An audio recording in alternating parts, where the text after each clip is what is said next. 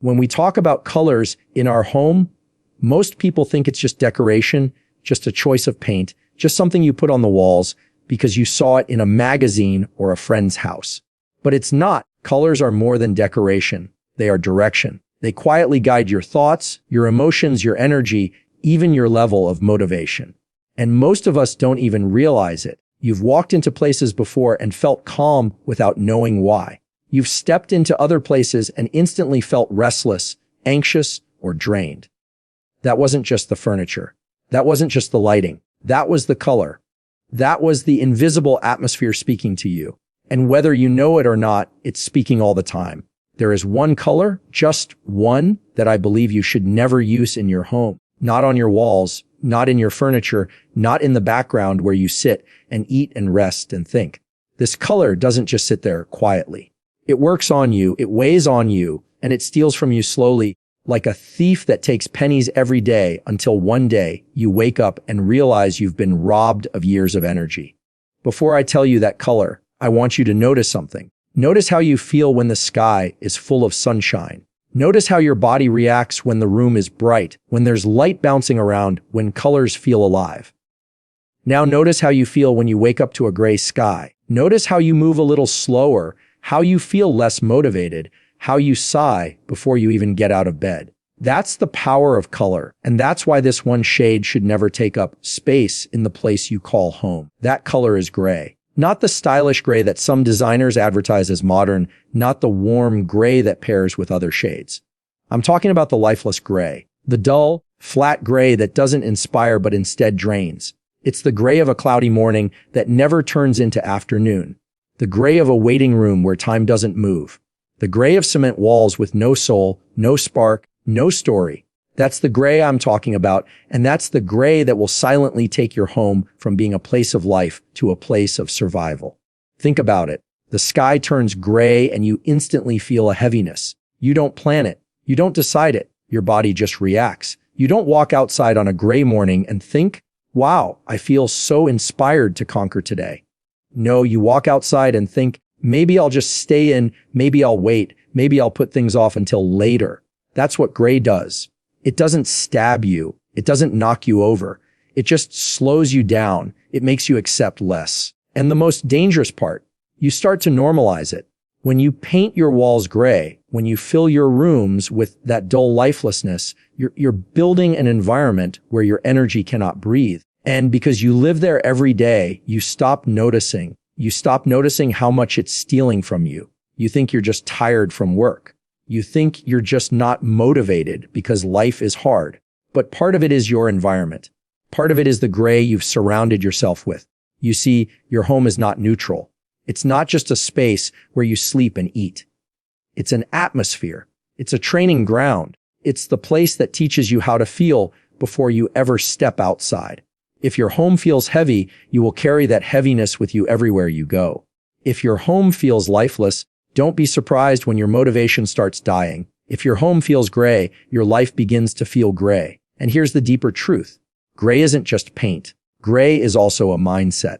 Some people live their whole life in gray, not dark enough to call it depression, not light enough to call it joy, just existing, not crying, not laughing, just moving through days, one after the other, without color, without spark, without soul. And here's the scary part. When you surround yourself with gray walls, when you live inside that atmosphere, your mind begins to match your environment. You begin to live in gray mentally as well. You stop expecting excitement. You stop demanding more from yourself. You stop reaching for things that once made your heart race. You stop chasing growth because the gray around you has convinced you that staying neutral is normal. But life was never meant to be lived in neutral. You were not created to simply exist, to pass the days one after another until they blend together and fade. You were created for vibrancy, for passion, for growth, for movement. And if your home, the very place where you spend most of your time, is training you to accept dullness, then you are robbing yourself of the life you're supposed to live. I want you to imagine walking into two different homes. In the first, everything is gray. The walls, the furniture, the curtains, the rugs. You walk in and instantly feel like your voice should be quieter, like your steps should be slower, like you should sit down and wait. Now imagine walking into a second home where the walls carry warmth, where the colors feel alive, where there's a sense of energy that almost hugs you the moment you enter. You don't have to be told to smile. You don't have to be told to breathe deeper. You just feel it. One home drains, the other lifts. That's not luck. That's color. That's intention. And that's the difference between living in gray and living in life. I know some people will argue. They'll say gray is classy, gray is modern, gray is easy to match. But let me ask you something. Do you want your life to be easy to match, or do you want your life to be meaningful? Do you want to blend in, or do you want to feel alive? Because what looks good in a magazine doesn't always feel good in real life. And what looks stylish in a photograph doesn't always build strength in your soul. Your home should not be a picture for strangers. It should be an anchor for you. It should not impress guests more than it inspires you. So when I say the one color you should never use in your home, I'm not talking about design. I'm talking about destiny. I'm saying don't invite dullness where you rest. Don't invite heaviness where you heal. Don't invite lifelessness where you are supposed to grow. Because the truth is, if you live long enough in gray, you begin to forget what color even feels like. You begin to forget what joy feels like. You begin to forget that life is supposed to be more than this. And that is the greatest loss of all. That is why you must guard your home, not just against strangers at the door, but against atmospheres that steal your energy. Don't let gray win. Don't let it sit silently on your walls and whisper dullness into your life. Don't let it convince you that survival is enough, because you weren't built for survival. You were built for living, and living never happens in gray. Gray in your home is more dangerous than you think. Most people believe a wall is just a wall. That paint is just paint. That furniture is just furniture. But it's not. Everything you surround yourself with is shaping you quietly, silently, without asking for your permission. It's like background music you don't notice until the song stops, and suddenly you realize how much it was controlling your mood. That's what gray does when it lives in your home. It doesn't shout. It whispers. It doesn't break you down all at once. It slowly drains you until one day you wonder why you don't feel the same spark you used to feel. Let me tell you something powerful. Your environment is either charging you or draining you. It never stays neutral. Think about your phone. Every single day, you either plug it in and recharge it, or you let the battery die. Your home works the same way. Every day when you walk into it, it either gives you energy or it steals it. Now imagine plugging your phone into a charger every night, but instead of charging, the cable is draining it 10% more while you sleep. That's what gray does. You think you're resting, you think you're recharging, but you're actually being emptied. Your home should be the place where you recover from the world. You fight battles outside, traffic, work pressure, deadlines, noise, stress. By the time you walk through your front door, you should feel a release, like the world loosens its grip on you. But if you step inside and all you see is dullness, if every corner whispers lifelessness, you don't heal, you sink, you don't recover, you carry the weight deeper. And then you wonder why your energy never seems to come back. You think it's you. You think it's your age. You think it's life. But sometimes it's not life. It's not age. It's the gray you live in. Science has even studied this. Researchers have found that dull, flat colors reduce productivity, lower motivation, and even change the way we perceive time. But you don't need a research paper to prove it. You've felt it. You've been in a gray office and started yawning in the middle of the day. You've walked down a gray hallway and felt cold, even though the temperature was fine. You've sat in a gray room and checked your phone, not because you were interested in it, but because your environment gave you nothing to hold on to. It's not just coincidence. It's not just mood. It's color. The scary thing is, when you live in that kind of atmosphere long enough, it becomes your normal. And once it becomes normal, you stop questioning it. You stop asking for more. You stop remembering what energy feels like. You just accept it. That's the true danger of gray. It teaches you to settle. It convinces you that bland is acceptable, that flat is fine, that dull is enough. It tricks you into living a life where don't aim for joy, you just aim for okay. Oh, but okay is not living. Surviving is not the same as thriving. And if the walls of your home are telling you to settle, then you are training yourself every single day to settle in your life as well. Think about it. If you live in a house that constantly says, stay low, stay quiet, stay flat, then when opportunities come, what will you do? You'll stay low. You'll stay quiet. You'll stay flat because your environment has been teaching you to do that. On the other hand, when you surround yourself with life, with energy, with colors that inspire, you start to carry that energy with you everywhere you go. You walk taller. You speak louder. You think clearer. Not because you became someone else, but because your environment stopped pulling you down. Let me give you a picture. Imagine 2 mornings. In the first, you wake up in a room with gray walls, gray curtains, gray furniture. The sunlight barely pushes through because everything absorbs it. You open your eyes, and before you even think a thought, your body feels heavy. You stretch, but you don't really feel awake. You grab your phone, not because you're excited for the day, but because you're searching for something to spark you, something to wake you up. That's the first morning. Now imagine the second. You wake up in a room with colors that breathe. Maybe it's soft blues that remind you of calm waters. Maybe it's warm earth tones that remind you of connection and love. Maybe it's greens that remind you of growth and life. The sunlight enters, and instead of dying, it dances on the walls. You open your eyes, and before you even think a thought, your body feels lighter. You breathe deeper. You smile without knowing why. That's the second morning. Tell me, who will live a better day? Who will make sharper choices? Who will give more to the world? It's the one who started in color, not the one who started in gray. And here's the truth. You get to choose which morning you live in. You get to choose what surrounds you. You may not control your office. You may not control the traffic. You may not control the stress of the outside world. But you control your home. You control your atmosphere. And if you don't protect that, no one else will. I want you to really think about this. How many of your choices are influenced by the environment you've created without realizing it? How many times have you said, "I don't have energy," when in reality, you've been living in a place that drains energy from you every single day? How many times have you blamed your lack of motivation on yourself when part of it is the fact that you've surrounded yourself with lifelessness? This is why I say gray is more dangerous than you think, because it doesn't just live on your walls. It starts living in your mind. It doesn't just drain your eyes. It drains your spirit. And once it does, you stop asking for more out of life. You stop chasing dreams. You stop demanding growth. You stop pursuing passion. You stop aiming for excellence because you've been trained to live in dullness, and dullness becomes your standard. But that is not your destiny. You were not created to settle. You were not built to live in neutral. You were built for growth, for passion, for life that feels alive. And if you want to protect that, you have to protect your environment. You have to make the choice to say no to gray, to say no to dullness, to say no to lifelessness.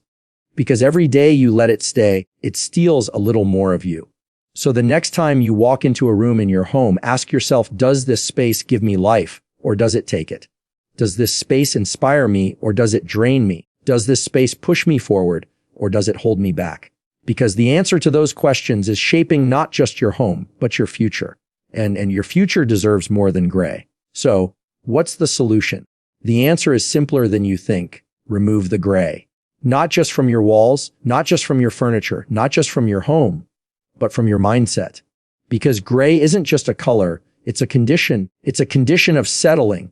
It's a condition of accepting less. It's a condition of existing instead of living. And the only way out of it is to replace it with something that breathes life. Something that speaks to you. Something that reminds you of who you are and who you want to become. Now, I'm not telling you to grab the brightest neon paint you can find and turn your living room into a circus. That's not the point. I'm telling you to choose colors that mean something, colors that inspire you, colors that wake something up inside of you when you see them. For some people, that might be green, the color of growth, the reminder that you are not stuck, that life is always moving forward, that you can always change, always improve, always rise. For others, it might be blue, the color of peace, the calm that comes from knowing you are safe, the deep reminder that storms pass and skies clear. For some, it's warm tones, shades that remind them of love, connection, and family, that make a house feel like a home, that remind them that relationships are the true wealth of life. The specific color doesn't matter as much as the meaning. The important thing is that you surround yourself with something that lifts you instead of lowering you. When you walk into your home, it should not feel like entering a waiting room.